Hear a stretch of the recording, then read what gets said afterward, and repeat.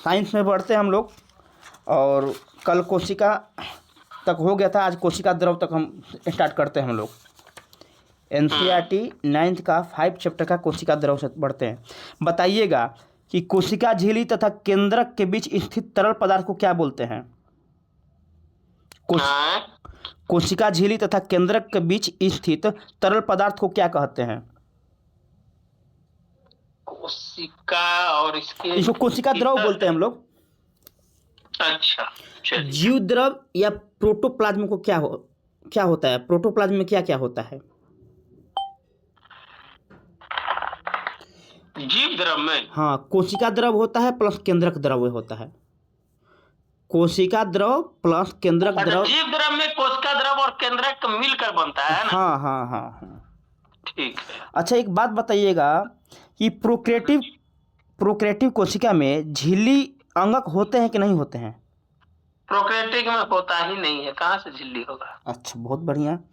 यूक्रेटिव में? यूक्रेटिव में होगा। अच्छा, वायरस में झिल्ली होता है कि नहीं होता है? वायरस में झिल्ली वैसा नहीं होता है। वायरस में झिल्ली नहीं। कल हम लोग चर्चा किए थे, है ना अभिषेक जी? कल बैक्टीरिया और वायरस दोनों पर हम लोग चर्चा किए थे। वायरस में क्या होता है कि न झिल्ली होता है न केंद्रक होता है, दोनों में से कुछ भी नहीं होता वायरस में। वो तो लिविंग थिंग्स के साथ मिलकर वो है जो एक्टिव रहता है वो। हाँ, लेकिन बैक्टीरिया में क्या होता है कि झिल्ली होता है। हाँ, केंद्रक नहीं होता है। चलिए आगे बढ़ते हैं। सजीव वायरस जो होता है ना, वायरस गुणन कैसे करते हैं, कैसे जाते हैं? मल्टीप्लायर होते जाते हैं और सजीव के शरीर के अंदर चल जाते हैं। और जब तक लिविंग कोशिका में रहेगा, जब तक वो मल्टीप्लायर होते रहेगा। चलिए, अंतःद्रवी जालिका आते हैं। कोशिका के अंदर झिल्लीयुक्त नालिका तथा सीट के बहुत बड़े तंत्र क्या कहते हैं हम? जैसे कोशिका के अंदर एक झिल्ली होता है और वो नाली टाइप का होता है, छोटा छोटा सीट टाइप का, और बहुत बड़ा जाल होता है। अंतःद्रवी जालिका। हाँ, उसको बोलते हैं अंतःद्रव जालिका, ईआर। चलिए, कितने प्रकार के होते हैं? 2 प्रकार के होते हैं वो। हाँ हाँ, एक होता है खुरदुरी और दूसरा होता है, एक होता है रफ ईयर होता है, एक होता है जो आपका स्मूथ ईयर होता है। हाँ हाँ, एक रफ है खुरदुरी और चिकनी होता है। चलिए, खुरदुरी जो होती है अंतःद्रव जालिका, उसमें क्या होता है, मतलब क्या बनाता है, उस पर किसी का निर्माण होता है?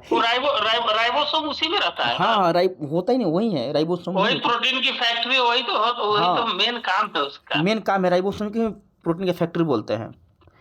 और राइबोसोम में प्रोटीन का संश्लेषण होता है वहीं। अच्छा, जो खुरदरी जो क्या बोलते हैं कि चिकनी जो होती है अंतःद्रव जालिका, उसमें क्या होता है, किस चीज का संश्लेषण होता है, क्या चीज एस माने हो गया स्मूथ में बसा होता है, लिपिड होता है। हाँ हाँ, सिंपल सी बात है कि एसीआर होता है। तो एस मतलब स्मूथ, वसा और लिपिड जब रहेगा तब तो चिपचिपा करेगा, उसको थोड़ा सा मुलायम करेगा। वही चीज बता रहे हैं ना जी। अब आते हैं, अच्छा, कुछ प्रोटीन तथा वसा कोशिका झिल्ली बनाने में सहायता करते हैं, इस प्रक्रिया को हम क्या बोलते हैं? क्या बोले, एक बार और बोलिए तो। कुछ प्रोटीन तथा वसा कोशिका झिल्ली बनाने में सहायता करते हैं, इस प्रक्रिया को क्या कहते हैं? जीवात जनन बोलते हैं इसको। क्या बोलते हैं? जीवात जनन। बहुत शुद्ध हिंदी वर्ड है ये। अब इसको इंग्लिश में क्या बोलते हैं थोड़ा हमको ध्यान नहीं है, क्योंकि एनसीईआरटी में लाइन टू लाइन हम उठाए हैं, जो लिखा है ना उसको उठा लिया डायरेक्ट हम। चलिए आते हैं थोड़ा अब गल्जी उपकरण के फंक्शन के बारे में। तो गल्जी की खोज कौन किए थे? पहली बात, गल्जी की खोज कुछ नाम है, कैमिनो गोल्जी किए थे। हाँ, कैमिनो गोल्जी किए थे।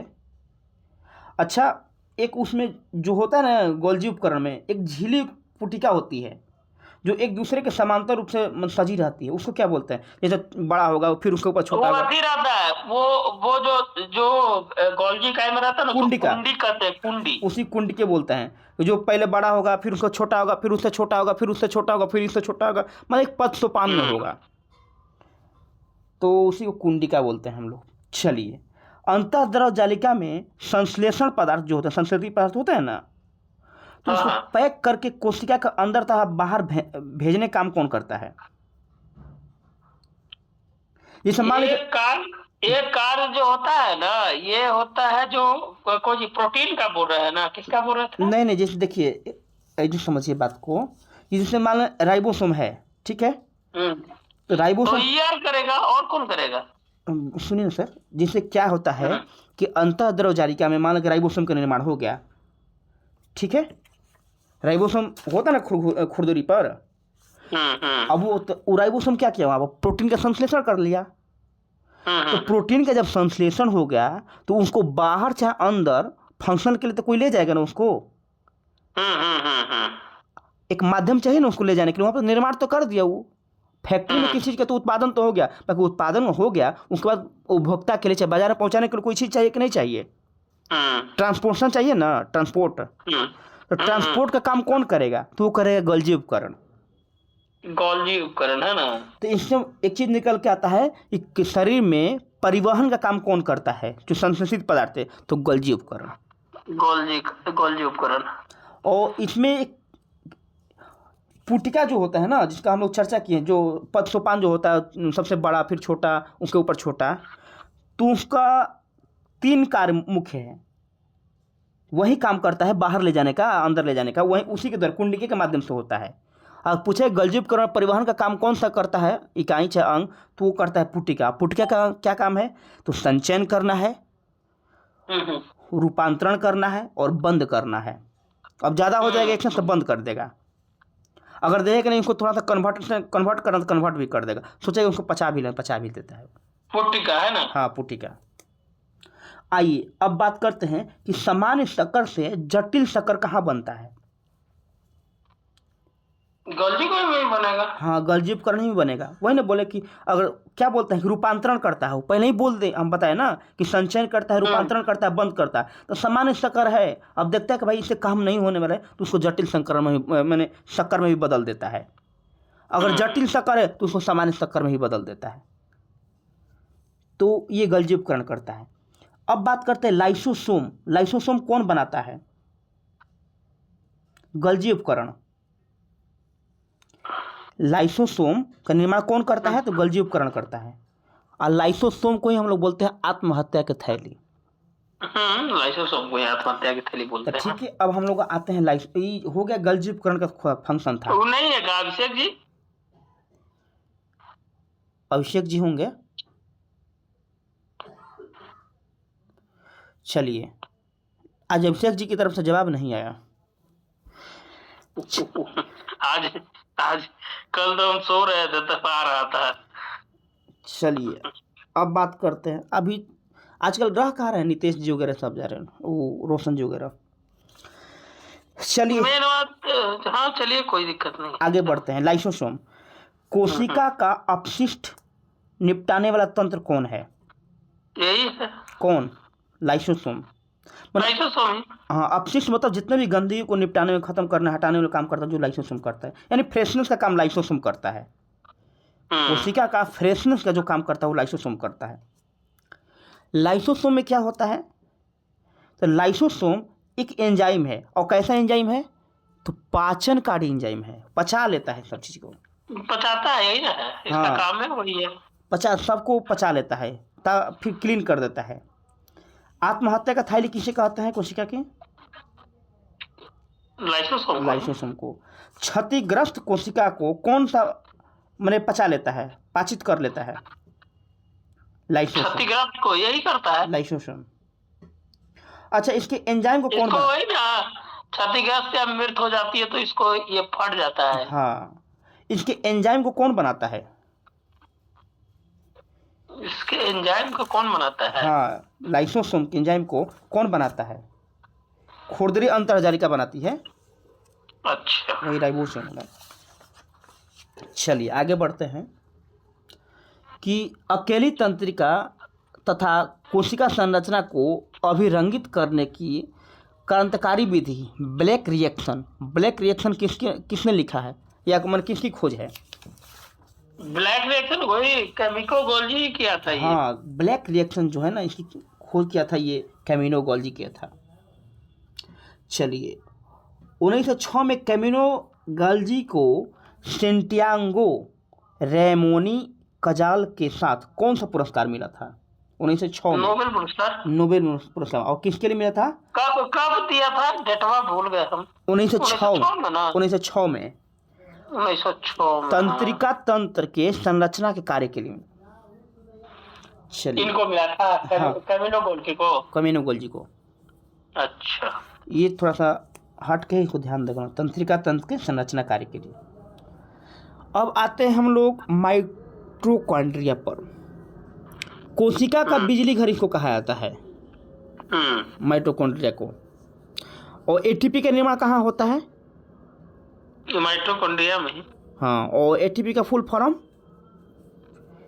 ट्राइफॉस्फेट होता है। Adenosine triphosphate, adenosine triphosphate. अच्छा, माइटोकॉन्ड्रिया में कितनी झिल्ली होती हैं? दोहरी झिल्ली होती है। दोहरी झिल्ली, डबल वाला ही। हाँ, डबल लेयर होता है। और भीतरी झिल्ली कैसी होती है? बलित होती है। बलित मोटी, बलित मतलब ज्यादा मोटी रहती है। अब बलित मतलब समझ रहे हैं? बलित का मतलब क्या हुआ? और जो गोल गोल जो छाला पड़ता है, जैसे शनि ग्रह में कहा था कि बलित ग्रह है, तो क्या उसमें गोल गोल छाला पड़ता है, वही वैसे ही होती है। और भीतरी झिल्ली में क्या क्या होता है? भीतरी ही झिल्ली में क्या होता है कि एटीपी बनने वाली रासायनिक क्रिया होती है। पूछेगा आपसे कि एटीपी जो बनता है, एटीपी बनने वाली जो रासायनिक क्रिया होती है, अब ये नहीं पूछेगा माइटोकॉन्ड्रिया में होता है कि लाइसोसोम में होता है, ये पूछेगा कि माइटोकॉन्ड्रिया के भीतरी झिल्ली में होती है या बाहरी झिल्ली में होती है? भीतरी झिल्ली में होती है भीतरी झिल्ली में होती है। ये ध्यान देने वाली चीज है। अब बात करते हैं कि दो कोशिका अंग का नाम बताइए, दो गो ऐसा कोशिका अंग का नाम बताइए जिसमें डीएनए तथा राइबोसोम दोनों होते हैं। माइटोकॉन्ड्रिया, एक तो माइटोकॉन्ड्रिया होगा और दूसरा क्या? लवक में। हाँ, प्लास्टिड जिसको बोलते हैं, प्लास्टिड और माइटोकॉन्ड्रिया, इन दोनों में डीएनए तथा राइबोसोम होता है। चलिए, अब हम बात करते हैं कि प्लास्टिड में लवक किसमें पाया जाता है? पादप में पाया जाता है या जंतु में पाया जाता है? पादप में पाया जाएगा। पादप में पाया जाएगा, बहुत बढ़िया। प्लास्टिड कितने प्रकार के होते हैं? दो प्रकार के। दो या तीन प्रकार के? तीन प्रकार का होता है। एक क्रोमोप्लास्ट होता है, क्रोमोप्लास्ट, ल्यूकोप्लास्ट और क्लोरोप्लास्ट। अच्छा, तीन प्रकार का होता है ना? क्रोमोप्लास्ट, ल्यूकोप्लास्ट और क्लोरोप्लास्ट। क्रोमोप्लास्ट जो होता है रंगीन होता है, ल्यूकोप्लास्ट जो होता है रंगहीन होता है, और क्लोरोप्लास्ट जो होता है हरा रंग का होता है। अब बात करते हैं कि ल्यूकोप्लास्ट के कुछ उदाहरण हैं। ल्यूकोप्लास्ट के कुछ उदाहरण हैं, तो ल्यूकोप्लास्ट में उदाहरण कौन कौन हो सकते हैं? तो एक है उसका एमाइलोप्लास्ट। एमाइलोप्लास्ट इसमें क्या होता है? स्टार्च होता है, जैसे आलू। ये एमाइलोप्लास्ट का उदाहरण है। दूसरे के होते हैं एलायोप्लास्ट। इलायोप्लास्ट में वसा और तेल का संग्रह होता है। तीसरा होते हैं प्रोटीनोप्लास्ट, इसमें प्रोटीन संग्रहित होता है ना। चलिए, जिस प्लास्टिड में क्लोरोफिल होता है उसे क्या कहते हैं? क्लोरोप्लास्ट। क्लोरोप्लास्ट। प्रकाश संश्लेषण किसमें होता है? प्रकाश क्लोरोप्लास्ट में होगा। क्लोरोप्लास्ट में होगा। चलिए, अब बताइए कि ल्यूकोप्लास्ट में क्या संचित रहता है? चर्चा हो चुका है इसका। ल्यूकोप्लास्ट में तो वही ना रहता है, रंगहीन प्लास्टिड ना। क्या रहता है इसमें? अभी चर्चा कर देती। ये अवर्णी लवक होता है ना? हाँ, इसमें रंग रंग से रिलेटेड नहीं होता है, बाकी जो जो रंग से बचता है, श्वेत हो गया, रंगहीन होता है, इसमें वो ल्यूको में रहता है। तो ल्यूके में स्टार्च होता है, जैसे बताया ना कि एमाइलोप्लास्ट में स्टार्च होता है, तो स्टार्च होता है। अच्छा, ये उसका जो, अच्छा, जो उसमें पाया जाता है। हाँ, तेल होता है, वसा होता है, तो तेल और वसा बता दिया कि एलायोप्लास्ट में होता है। प्रोटीन होता है, प्रोटीन प्रोटीनोप्लास्ट में होता है। चलिए अब बताइए कि प्लास्टिड के भीतर बहुत सी झिल्ली वाली परतें होती हैं, वे कहाँ होती है? वो जो प्लास्टिड में वो स्ट्रोमा में होता है। स्ट्रोमा में होती है। चलिए अब आते हैं, थोड़ा सा राजधानी के बारे में चर्चा कर लेते हैं हम लोग। ठोस अथवा तरल पदार्थ का संग्राहक थैली को क्या बोलते हैं? उसको रसधानी बोलते हैं। रसधानी जो बता रहे हैं। हाँ, रसधानी। ठोस अथवा तरल पदार्थ की संग्राहक थैली को क्या बोलते हैं? तो रसधानी बोलते हैं। रसधानी किस में पाई जाती है? पादप में या जंतु में या दोनों में? जंतु में।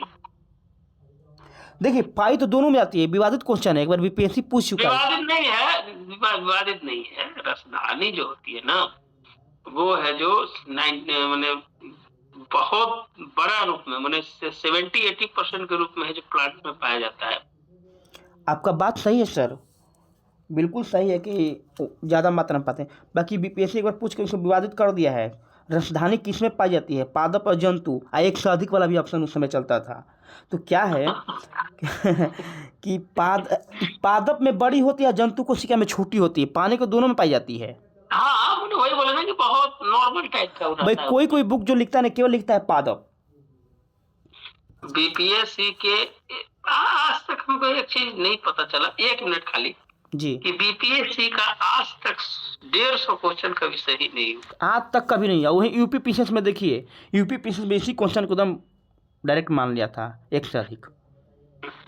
बताइए ना, आज तक नहीं सही हुआ। एक्सपर्ट ही सही नहीं है, हमको लगता है। क्या है, नहीं क्या बात रहता है, पता नहीं चलता है। पता नहीं चलता है। और एक चीज देखते हैं, हर बार सही क्वेश्चन को ही गलती कर देता है। हाँ, आज अभी लक का खेल हो गया। जो लड़का लक का खेल हो गया, सही जो बात है, लड़का 80 नंबर पर आता है, डायरेक्ट उसका 90 पर क्रॉस कर जाता है। और जो लड़का 90 पर आता है, वो 80 से भी नीचे आ जाता वो 80 से भी माइनस मार्किंग के चलते नीचे आता है। वो जिसका होने का संभावना रहता है उसका नहीं होता है, जो न होने की संभावना उसका हो जाता है। अब मेंस में भी बीपीएससी का वही बात है। मेंस तो एकदम बर्बाद करती है। कैसा लोग का सिलेक्शन होगा, ये कहना बड़ा कठिन काम है। आप ये नहीं कह सकते हैं कि आप जानते हैं, लिखते हैं तो आपका हो ही जाएगा। नहीं, ये नहीं कह सकते हैं। आप ये कहिए कि हम पन्ना भर के आ गए तो हो सकता है मेरा हो जाए, हो जाए, संभावना रही है। चलिए, और इस बार देखिए लिए हम लोग बहुत, देखिए 60 से 62 से बाद जो लगातार चेंजिंग अभी तक बीपीएससी परिवर्तन के दौर से गुजर रहा है। 60 से 62 का 56-59 के बाद से ही 60 से 62 में मैंने ई ऑप्शन इंट्रोड्यूस किया। उसके बाद ई ऑप्शन पर खेला, उसके बाद ऑप्शनल हटाया। मैंने बहुत कुछ परिवर्तन, भारी परिवर्तन का दौर से चल रहा है। चलिए आगे बढ़ते हैं हम लोग। तो एक बात बताइएगा कि पादप कोशिका में रसधानी क्या करता है, उसका काम क्या होता है? रसधानी का जो मेन काम जो उसका जो रहता है ना, स्थिति और कठोरता प्रदान करती है। मेन काम वही है, स्थिति और कठोरता प्रदान करती है। अच्छा। रसधानी में जो होता है ना, रसधानी में अमीनो अम्ल होता है, शर्करा होता है और कार्बनिक अम्ल और प्रोटीन होते हैं। अमीनो अम्ल, शर्करा, कार्बनिक अम्ल और प्रोटीन। अमीबा के खाद्य रसधानी को क्या होता है? अमीबा के खाद्य रसधानी में क्या होता है? तो खाद्य पदार्थ होते हैं। अच्छा, चलिए अब एक चीज़ आगे बढ़ते हैं हम लोग थोड़ा सा, और कोशिका विभाजन का थोड़ा चर्चा हम लोग कर लेते हैं फटक से, और आज का ये चैप्टर समाप्त हो जाएगा। 5 नंबर मौलिक इकाई। बताइएगा कि नई कोशिका को बनने की प्रक्रिया को क्या बोलते हैं? कोशिका विभाजन। कोशिका विभाजन, हाँ, कोशिका विभाजन कितने प्रकार के होते हैं?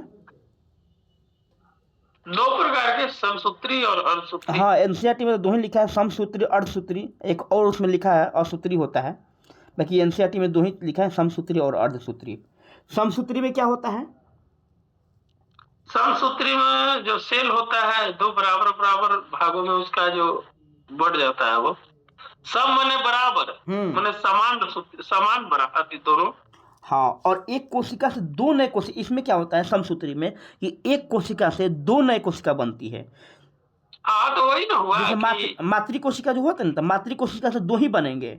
बाकी अर्धसूत्री में क्या होगा कि मातृ कोशिका से 4 नए कोशिका बन जाएंगे, 4 नए बनते हैं। और इसमें क्या है कि समसूत्री में कि कोशिका के सभी कोशिका में युग्मक को छोड़कर शरीर के सभी कोशिका में होता है समसूत्री, केवल युग्मक को छोड़कर। लेकिन अर्धसूत्री क्या होता है, उसमें युग्मक का भी निर्माण होता है। युग्मक के निर्माण में भी अर्धसूत्री का रोल होता है। समझ रहे बात को? हाँ, समझ रहे। इसमें समसूत्री में युग्मक नहीं रहता है, बाकी अर्धसूत्री में युग्मक होता है। युग्मक होता है। हाँ, अब आते हैं कि जिन कोशिका में विभाजन होता है उसे क्या बोलते हैं? मातृ कोशिका। हाँ, तो उसी से तो बढ़ता है। हाँ, वही मातृ कोशिका होता है ना। समसूत्री में 2 होते हैं और अर्धसूत्री में 4 होते हैं मातृ कोशिका। और जो कोशिका मातृ कोशिका के विभाजन से बनते हैं उन्हें क्या बोलते हैं? उसे संतति कोशिका बोलते हैं, यानी संतान उसके बन गए तो संतति। वही जो डिवाइड हुआ ना। हाँ, जो डिवाइड हुआ तो सेल बना, तो वही ना जाके भ्रूण बनता है। हाँ। अब जीवों की वृद्धि तथा उत्तक निर्माण कौन सा कोशिका विभाजन होता है, ये बताइए थोड़ा सा। क्या बोले? जीवों की वृद्धि तथा उत्तक निर्माण किस कोशिका का काम होता है, समसूत्री या अर्धसूत्री? वृद्धि में तो समसूत्री होगा ना। जीवों की वृद्धि तथा उत्तक निर्माण में समसूत्री होता है। अगर वही हम बात करते हैं प्रजनन में, जहाँ युग्मक बनता है वहाँ अर्धसूत्री होगा। जहाँ प्रजनन और कोशिका विभाजन होगा, जहाँ युग्मक बनता है वहाँ अर्धसूत्री होगा, और जहाँ जीव का वृद्धि होगा, उत्तक का निर्माण होगा, वहाँ समसूत्री होगा। बेसिक यही फर्क देखने वाला था। और एक चीज़ और है, हम लोग थोड़ा सा देख लेते हैं पादप कोशिका और जंतु कोशिका में क्या अंतर है। तो पादप कोशिका होती है, पादप कोशिका के बारे में बता दीजिए। पादप कोशिका कोशिका भीति पाई जाती है। अच्छा, अंतर पूछ रहे हैं? हाँ, तो बोलिए ना, बता दीजिए। तो पादप कोशिका में कोशिका भीति पाई जाती है, जंतु कोशिका में कोशिका भीति नहीं पाई जाती है। नहीं पाई जाती। पादप कोशिका में हरित लवक पाए जाते हैं और जंतु कोशिका में हरित लवक नहीं पाया जाता है। देखिए, एक चीज़ है कि सेंट्रोसोम जो होता है ना, पादप में नहीं होते, बाकी जंतु में सेंट्रोसोम होते हैं। अब है क्या कि पादप में रिक्तियाँ जो होती है बड़ी होती है, सॉरी, पादप में कम होती है, बाकी जंतु कोशिका में क्या होती है, बहुत अधिक होती है रिक्तियाँ। और केंद्रक जो होता है परिधि की ओर होता है पादप में, बाकी जंतु कोशिका में, अधिकांश जंतु कोशिका में केंद्रक मध्य में होता है ना। जहाँ तक रसधानी की बात करते हैं तो रसधानी पादप कोशिका में बड़ी होती है, बाकी जंतु कोशिका में छोटी होती है। ये बेसिक अंतर है इसका, है ना सर?